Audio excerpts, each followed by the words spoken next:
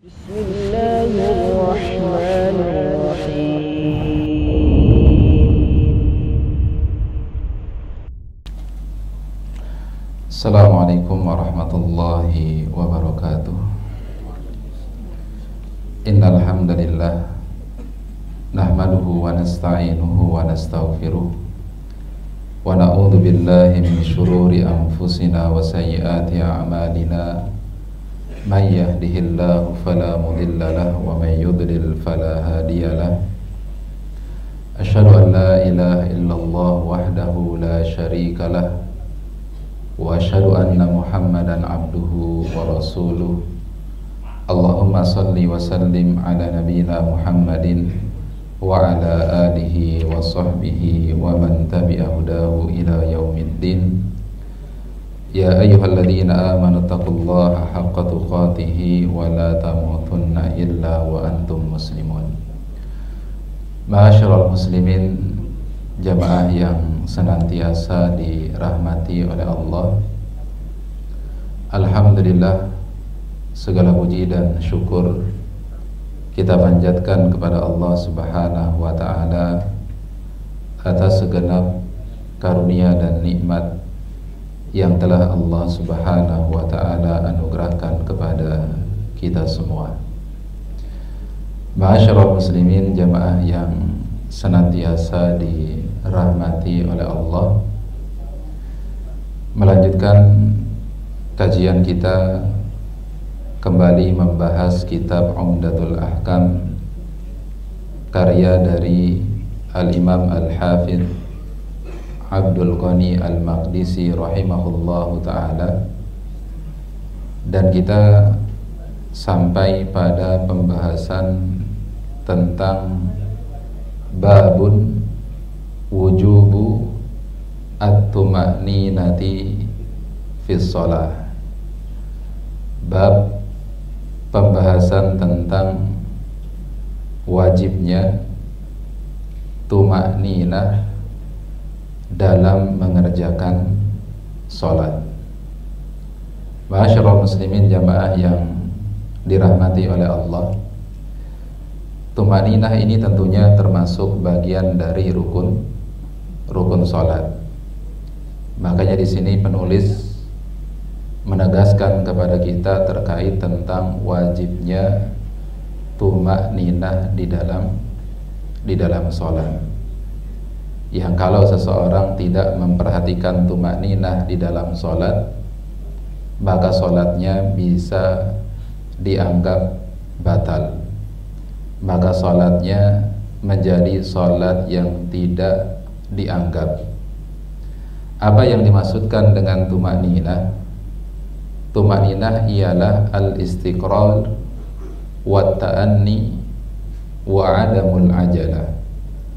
Yang dimaksudkan dengan tuma'ninah adalah sikap tenang, santai, dan tidak terburu-buru, ya, dan tidak terburu-buru. Dan para ulama senantiasa menjadikan patokannya adalah ketika seseorang itu telah sempurna dalam rukun-rukun sholatnya, lalu kemudian ia membaca dzikir sholat, maka pada saat itulah dia dikatakan telah mengerjakan sholat secara tuma'ninah. Misalkan pada saat seseorang itu ruku, kapan dikatakan seseorang itu tuma'ninah di dalam rukunya? Yaitu pada saat dia sempurna rukunya. Ukuran sempurna rukunya adalah ketika kemudian punggungnya ini sudah apa? Sudah rata. Lalu kemudian setelah itu dia baca dzikir ruku paling tidak setidak-tidaknya satu kali. Ya, tentunya lebih afdolnya adalah baca dzikirnya masing-masing 3 kali, kecuali duduk di antara 2 sujud. Ya, bisa dengan Rabbik firli cukup dua kali. Jadi dikatakan seseorang itu tuma'ninah dalam setiap rukun sholat. Dan ingat, tuma'ninah ini dituntutnya dalam setiap rukun salat. Ketika ruku kita dituntut untuk tumanina, ketika kemudian i'tidal juga kita dituntut untuk tumanina, ketika sujud pun demikian, sampai kemudian kita selesai dari salat. Dan salah satu hadis yang menunjukkan bagaimana wajibnya sikap tumaninah dalam sholat di sini, ini sebuah hadis yang dikenal dengan hadis musii'us sholat, hadis berkenaan tentang orang yang buruk sholatnya, yang sampai-sampai Nabi Shallallahu Alaihi Wasallam suruh orang tersebut untuk mengulangi sholatnya sampai bahkan tiga kali, disuruh ulangin sholatnya, gara-gara di setiap sholatnya dia tidak memperhatikan tumanina. Dan kalau Nabi suruh ngulang sholatnya, berarti sholat yang dia kerjakan sebelumnya itu tidak sah, tidak dianggap. Kita akan bacakan hadisnya, sebuah hadis sekali lagi yang dikenal dengan hadis musii'us sholat, hadis tentang buruknya sholat yang dilaksanakan oleh salah seorang sahabat, yang sebagian para ulama mengatakan sahabat yang dimaksudkan bernama Khalad bin Rafi al-Ansari radhiyallahu ta'ala anhu. Bunyi hadisnya ialah An Abi Hurairah radhiyallahu anhu, dari sahabat Abu Hurairah semoga Allah meridhoinya, anna Rasulullah sallallahu alaihi wasallam dakhala al-masjida fadakhala rajulun, bahwasanya suatu ketika Nabi sallallahu alaihi wasallam masuk ke dalam masjid. Tentunya kalau disebutkan masjid, maka yang dimaksudkan adalah Masjid An-Nabawi. Jadi suatu ketika Nabi masuk ke dalam masjid, dan tidak lama setelah itu menyusul seorang sahabat yang juga ikut masuk ke dalam masjid. Maka begitu kemudian sahabat ini masuk ke dalam masjid, maka beliau pun lantas fasalla, maka beliau pun kemudian sholat. Tidak jelaskan sholat apa yang kemudian beliau kerjakan. Bisa jadi sholat tahiyatul masjid atau sholat sunnah yang lainnya. Lalu kemudian setelah sahabat ini selesai dari sholatnya, fasallama ala nabi sallallahu alaihi wasallam, maka sahabat ini kemudian mendekati Nabi, menghampiri Nabi sallallahu alaihi wasallam seraya mengucapkan salam kepada Nabi sallallahu alaihi wasallam. Faqala, maka Nabi kemudian lantas berkata kepada laki-laki ini, kepada sahabat ini, irji fasalli fa innaka lam tusalli.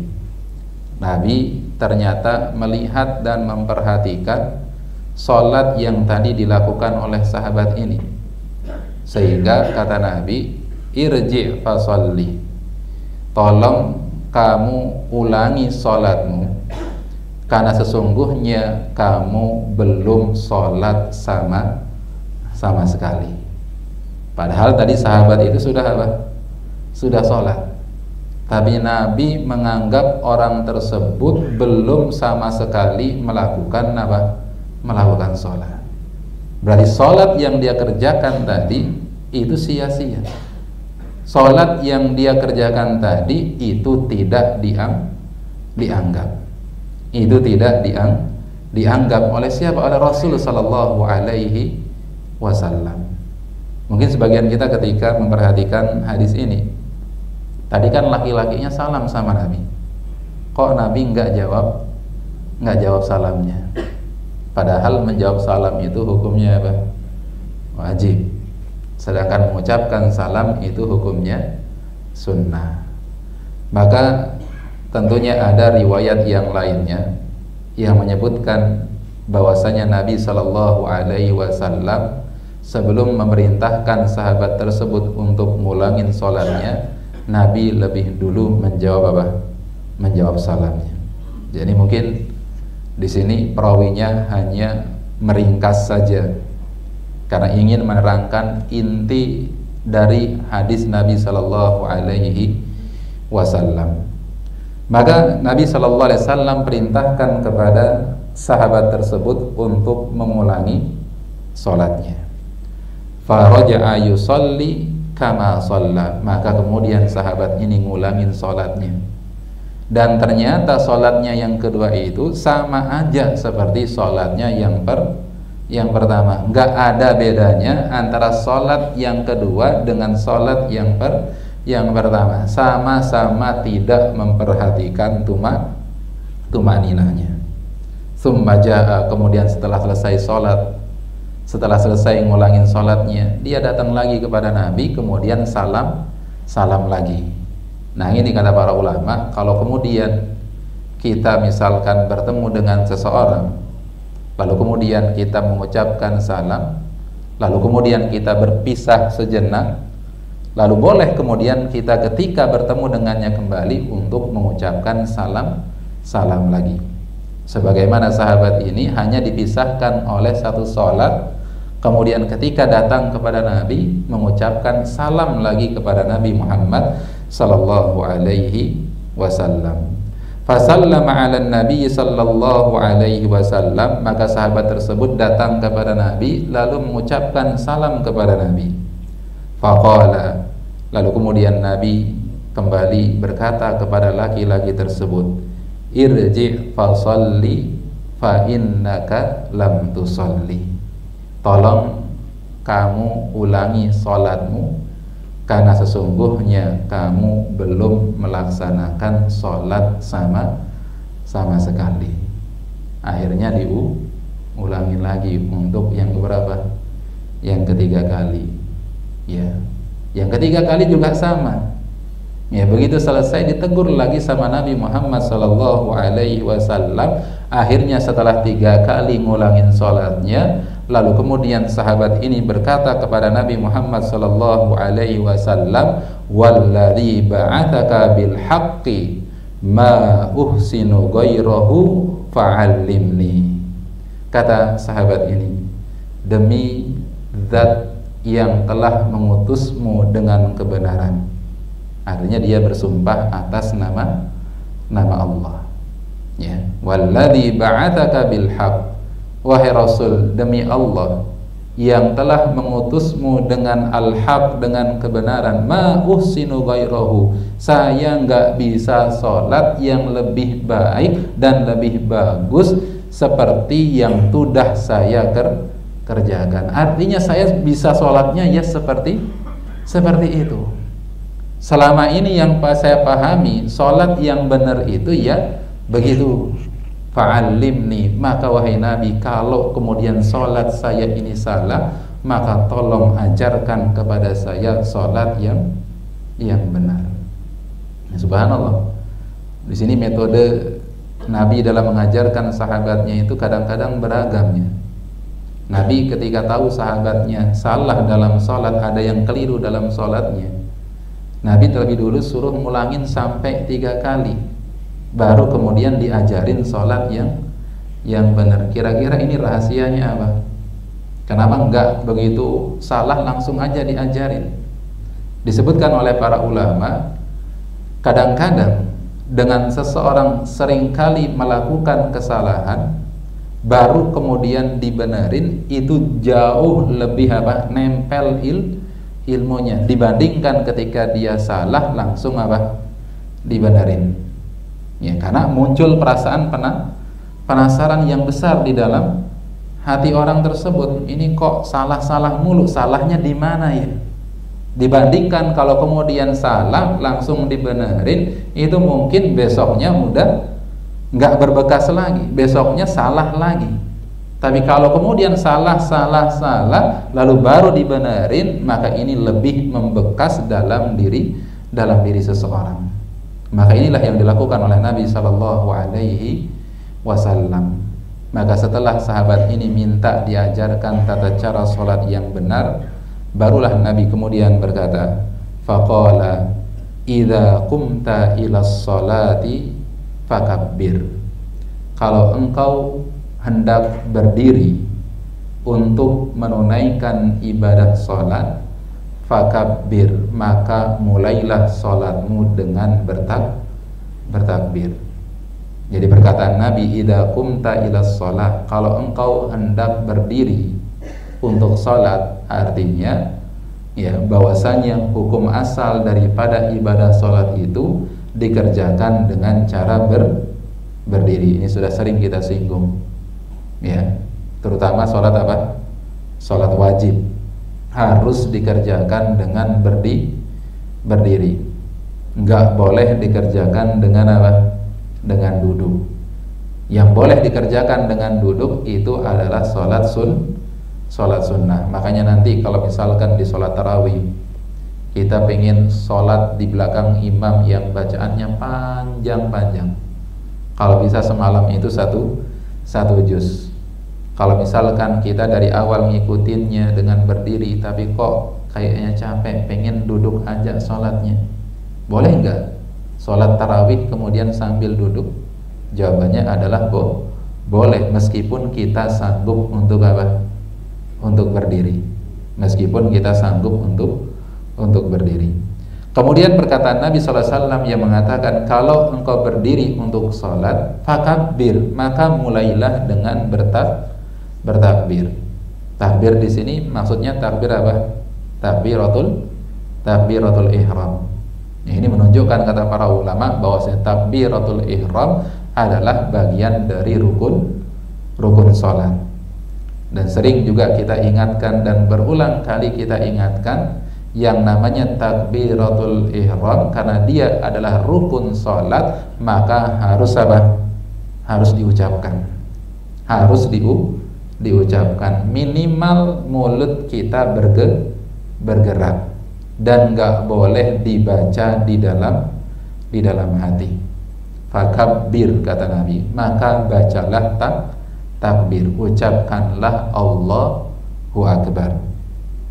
Thumma ikra ma tayassara ma'aka minal Qur'an. Lalu kemudian setelah itu engkau bertakbir, lalu kemudian hendaklah engkau membaca surah-surah yang mudah bagimu dari Al-Quran. Bacalah surat-surat yang engkau hafal, yang engkau kuasai dari surah-surah Al-Quran.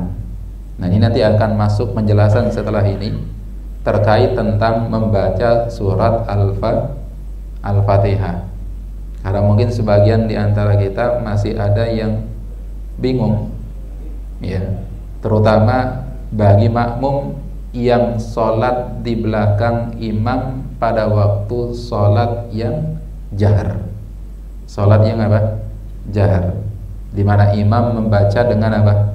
Dengan lantang, dengan keras, seperti sholat subuh, sholat maghrib, dan juga sholat isya. Biasanya pertanyaan yang sering muncul adalah, apakah makmum tetap baca Fatihah atau tidak? Nanti akan ada pembahasannya persis setelah pembahasan ini.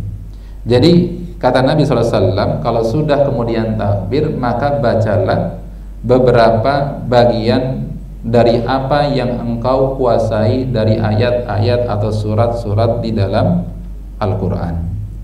Thumma irka hatta tatma'inna raqian. Kalau sudah selesai baca Qur'annya, maka hendaklah engkau ruku sampai tatma'inna raqian, sampai engkau dalam posisi ruku yang sempurna, sampai pada posisi ruku yang sempurna. Tadi sudah kita jelaskan sempurna itu, yaitu ketika kemudian apa? Punggung kita ini rata, lurus, tegak lurus, lalu kemudian kita membaca zikir apa? Zikir pada saat ruku.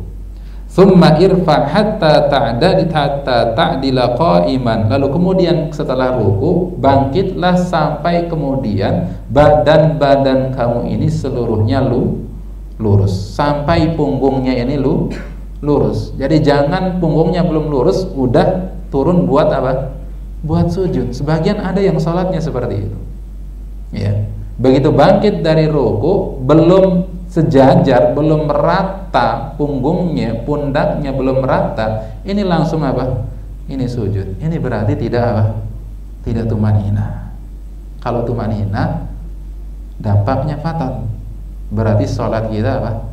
Sia-sia. Sholat kita menjadi sholat yang tidak dianggap. Ya, sholat kita menjadi sholat yang tidak dianggap. Maka ini perlunya kita benar memperhatikan rambu-rambu di dalam agama kita, rambu-rambu di dalam ibadah kita. Karena kalau kita kemudian ibadah sesuai dengan rambu-rambu syariat, maka insya Allah hidup kita akan tenang, hidup kita akan apa? Akan nyaman. Ya, sama seperti kalau misalkan kita taat terhadap rambu-rambu dan aturan-aturan hukum misalkan, itu kan tentunya hidup kita apa? Nyaman, jauh dari rasa takut, jauh dari rasa bersalah dan lain sebagainya. Lah, aturan yang dibuat manusia saja masih ada kemudian ketidaksempurnaannya, tapi kalau kita kemudian jalankan, maka itu bisa membuat kita merasa tenang. Lalu bagaimana kalau kemudian kita mentaati apa yang menjadi aturan-aturan yang ditetapkan oleh Allah, yang itu adalah aturan-aturan yang penuh dengan kesempurnaan. Ya, makanya pernah kita ingatkan juga terkait tentang firman Allah Jalla wa'ala, kapan ibadah sholat itu dikategorikan bisa mencegah seseorang dari perbuatan keji dan mungkar. Kapan? Karena pada faktanya fenomena yang kita lihat, banyak orang sholat tapi kelakuannya naudzubillah, artinya sholatnya tidak berdampak kepada apa? Kepada akhlaknya. Dijelaskan oleh para ulama kenapa kemudian Allah katakan, ya, wa aqimis sholata innas sholata tanha 'anil fahsya'i wal munkar, dan dirikanlah salat karena sesungguhnya salat itu bisa mencegah seseorang dari melakukan perbuatan keji dan mungkar.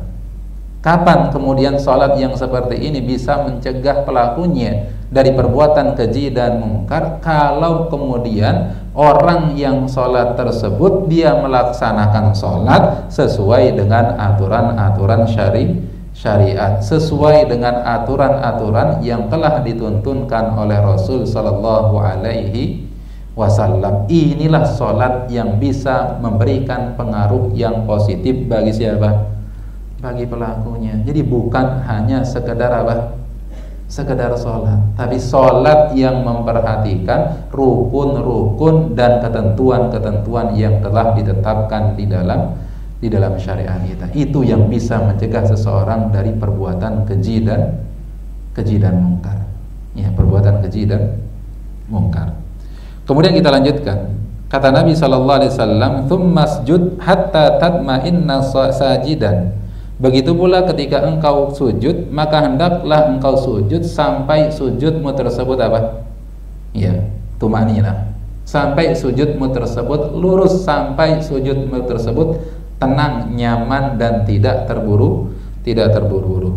Tsumma irfa hatta tatma'inna jalisan. Begitu pula pada saat duduk di antara dua sujud. Angkat kepalamu sampai engkau tegak pada saat duduk, nyaman engkau pada saat duduk. Waf'al dzalika fi sholatika kulliha. Lalu kemudian Nabi menutup hadis ini dan mengucapkan, dan lakukanlah ini dalam seluruh ibadah salatmu.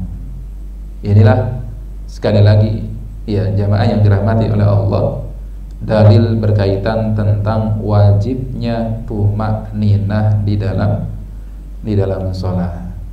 Kadang-kadang kita mikir, kenapa sih kalau ibadah itu kita cenderung buru-buru sekali, pengen banget cepat apa? Cepat selesai. Padahal sholat itu adalah tempat bagi kita untuk mencari ketenangan. Padahal sholat itu adalah tempat bagi kita untuk bermunajat dengan Allah.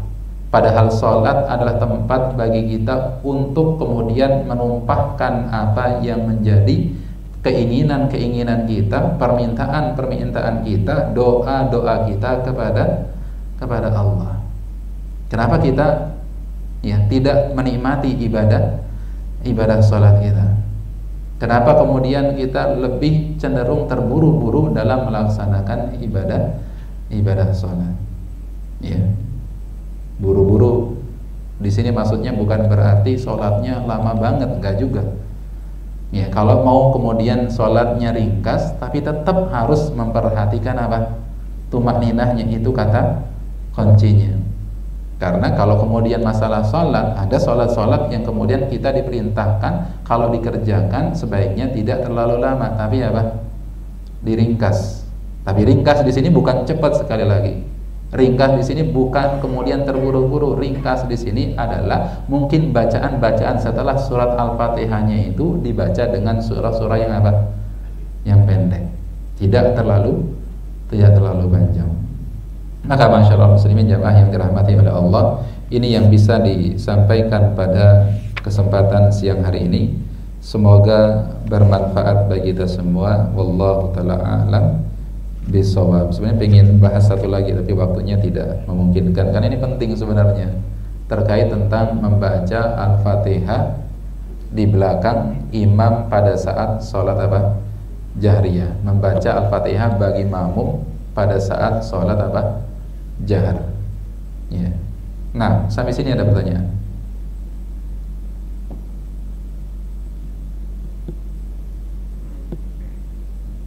Ada? Masih ada 5 menit?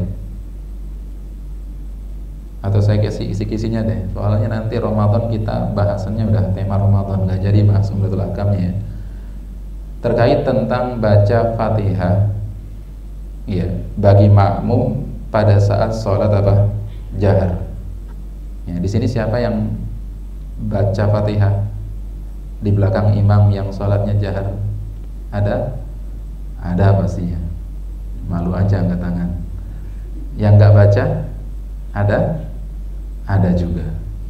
Intinya memang ini adalah permasalahan yang diperselisihkan oleh para ulama, yang kita tidak boleh mengingkari satu dengan yang lainnya. La ingkara fil masail al-ijtihadiyah. Tidak boleh saling mengingkari dalam masalah-masalah ijtihadiyah.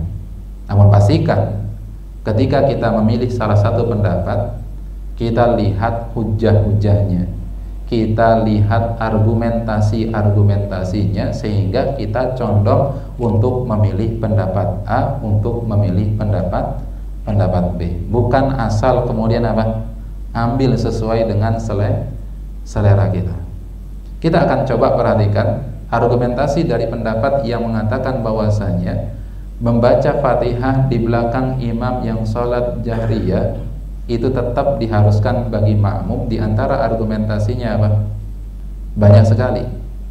Bahkan termasuk salah satu hadis Nabi sallallahu alaihi wasallam pada saat kemudian Nabi sallallahu alaihi wasallam sholat subuh, lalu kemudian membaca pada saat sholat subuh, beliau merasa terganggu karena di belakangnya para sahabat yang jadi makmum sepertinya membaca sesuatu. Maka setelah kemudian selesai Nabi itu salam dari sholat subuh, Nabi bertanya, sepertinya saya mendengar kalian membaca sesuatu pada saat tadi sholat subuh, pada saat saya membaca ayat-ayat. Maka kata Nabi, jangan lakukan hal tersebut kecuali kalau yang kalian baca itu adalah surah apa? Al-Fatihah. Artinya di sini para sahabat pada saat Nabi sholat subuh jahar atau bukan? Jahar. Berarti sahabat juga membaca surah Al-Fatihah, dan ini tidak diingkari oleh siapa? Oleh Nabi sallallahu alaihi wasallam. Dan ini termasuk dalil yang cukup kuat. Terlebih lagi di antara dalil yang digunakan adalah la sholata liman lam yaqra bi Fatihatil kitab. Tidak sah salat seseorang kalau dalam salatnya tidak membaca surat Al-Fatihah. Ini di antara pendapat yang disampaikan oleh para ulama, dan pendapat ini dipegang oleh banyak ulama, di antaranya ya Syekh bin Baz, kemudian Syekh Utsaimin, kemudian juga merupakan pendapat dari Imam Asy-Syafi'i dalam Qaul Jadid. Qaul Jadid itu pendapat beliau yang terbaru, yang merevisi qaul beliau yang qadim, yang lama. Karena kalau qadim yang lama, Imam Syafi'i kalau jahriyah itu tidak membaca apa? Fatihah makmumnya. Tapi dalam qaul jadidnya itu membaca Fatihah. Hanya saja kemudian mungkin sering jadi pertanyaan, kalau saya lebih condong ke pendapat ini, kira-kira kapan baca Fatihahnya? Kapan, Pak? Biasanya kapan? Setelah ya, setelah imamnya baca Fatihah, sebelum baca apa? Baca surat. Tapi kan kadang-kadang di situ imamnya ada yang diam sebentar, ada yang juga langsung baca. Maka dijelaskan oleh Syekh Utsaimin bahwasanya kalau kemudian imamnya diam sebentar, maka gunakan kesempatan itu untuk apa? Baca Fatihah, tuntaskan sampai selesai. Tapi kalau ternyata imamnya enggak diam sejenak, tapi langsung apa? Langsung baca surat atau ayat yang lainnya setelahnya, maka enggak apa-apa, gunakan juga kesempatan tersebut untuk baca Fatihah sampai selesai. Begitu selesai langsung apa? Langsung diam. Sebagian ada juga yang menyarankan bacanya persis bersamaan dengan apa? Bukan bersamaan, persis di belakang imamnya. Jadi kalau imamnya bilang alhamdulillahirabbil alamin, kita mau bilang apa? Alhamdulillahirabbil alamin. Tapi ini susahnya nanti pada saat bilang ghairil maghdubi alaihim waladdallin, ini kita nggak bisa mengucapkan amin bersama dengan siapa? Dengan imam. Padahal amin bersama dengan imam itu punya keutamaan yang besar. Makanya yang paling aman, kalau yang condong pada pendapat ini, maka baca Fatihahnya setelah apa? Imamnya selesai dari baca surah Al-Fatihah, sebelum baca surat yang berikutnya. Ini pendapat yang pertama. Yang kedua, pendapat yang juga mengatakan kalau dalam sholat jahriyah, maka makmum itu tidak disyariatkan membaca apa? Membaca Fatihah. Kenapa? Karena bacaan imam itu bacaan makmum.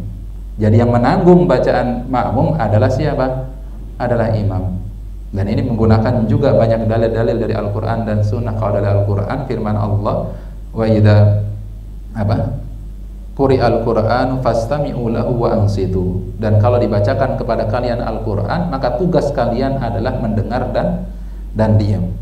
Fatihah termasuk Quran, bukan? Quran, maka apa? Maka diam. Kemudian juga diantara dalilnya adalah hadis yang populer dengan hadis Abu Bakrah. Abu Bakrah itu adalah hadis yang berkenaan tentang ada seorang sahabat nama Abu Bakrah. Pada saat masuk ke masjid, ternyata mendapati Nabi sudah apa? Sudah ruku. Maka Abu Bakrah kemudian biar dapat ruku sama Nabi, dia baru sampai depan pintu masjid, dia ruku sambil apa? Sambil jalan. Ya, dia ruku sambil jalan. Biar dapat apa? Biar dapat ruku bersama Nabi. Maka ketika kemudian ini selesai dan diketahui oleh Nabi, Nabi tegur siapa? Abu Bakrah. Wahai Abu Bakrah, ya, zadakallahu hirsan wala ta'ud. Semoga Allah menambahkan semangat untukmu, tapi jangan ulangi lagi, jangan begitu lagi.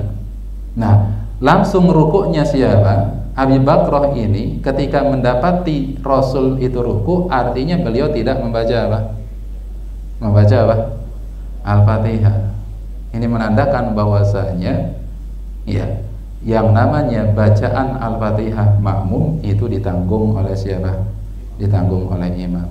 Karena kalau kemudian dia tidak dianggap sah karena tidak membaca Al-Fatihah, dia langsung ruku, seharusnya Nabi perintahkan Abu Bakrah untuk apa? Untuk nambah rakaat sholatnya. Intinya sebenarnya ini sekali lagi masalah khilaf di antara para ulama. Silahkan kemudian ya jamaah sekalian mau cenderung kepada pilihan yang mana, tapi harus tahu argumentasinya, harus tahu dalil-dalilnya. Oh, saya pilih ini karena memang ada dalilnya begini dan begini, dan saya rasa ini pendapat yang jauh lebih kuat dibandingkan dengan yang lainnya. Dan dalam masalah seperti ini kita harus berlapang dada. Wallahu taala a'lam bissawab. Demikian yang bisa disampaikan. Subhanakallahumma bihamdika asyhadu an la ilaha illa anta astaghfiruka wa atubu ilaik. Wa sallallahu ala nabiyyina Muhammadin wa ala alihi wa sahbihi wa sallam. Assalamualaikum warahmatullahi wabarakatuh.